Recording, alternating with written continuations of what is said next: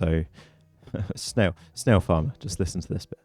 Defendant continued with the treatment, knowing, as he himself expressed this, that his treatment perpetuated and even aggravated the intense suffering of the complainant.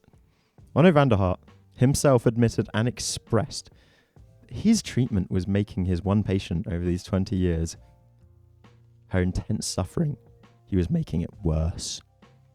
And off the back of that, he wrote the theory of structural dissociation.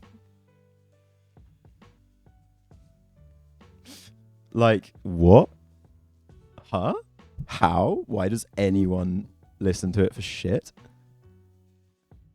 It may resonate, it may sound good, it may sound logical, but just because it doesn't make it true. Doesn't sound very logical when you start trying to explain magnets, to be honest. Gravity doesn't even sound very logical when you start trying to explain it. A lot of science doesn't sound good. That's why flat earthers exist, because they believe the thing that's easy to understand and sounds good. That's why conspiracies exist, because people end up believing the easy to understand thing that sounds good. Like the theory of structural dissociation. That's not to discredit anyone's intelligence here, because where it regards your mental illness, you needed something. You all needed something, I get it. And so you're going to cling to the first thing that sounds good. And is supported by his peers such as Remy Akron, paedophile defender, who was with him as co-chair in the ISSTD. People like Valerie Sinerson, the creator of the Satanic Panic in the UK and linked to the murder and disappearance of Carol Felstead, who's also on the board of the ISTD at the same time as him. These were his friends whilst he was doing this sort of shit. Like, we just need to fucking ignore it all from now on. So whenever people are like, yeah, but, this is actually how DID works. And I'm like, where did you tell me? How do you know that? And they're like, because the theory of structural dissociation. I'm like, I don't care.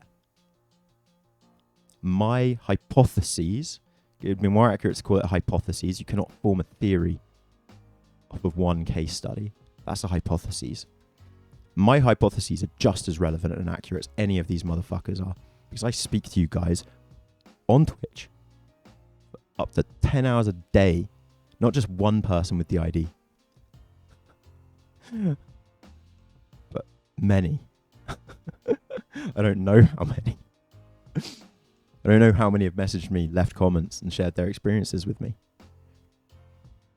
And because of that, and because there's been no formality to it, I can never actually truly write a theory or a study on it. But I can have a hypothesis. The same as any of these cunts can have a hypothesis, and not one of them is. One of them has come up with an accurate theory. They're all fucking hypotheses. And where they will peer review each other's work, how can we... literally, I hate it. Yeah, peer-reviewed shouldn't mean you got your Christian fundamentalist mates to read it for you. But it is what it means currently in the world of DID. And anyone who wants to argue, no, it's not, I can prove you wrong. That's what we've been trying to do. I don't want to disprove the ID as a diagnosis. I want to formalize it properly and get it away from the Christian fundamentalist nonsense. It's so important, if any of you ever want to get better, that we do that. If the person who has the most supported theory out there admits that he made his patient sicker, then why would anyone work on his theory?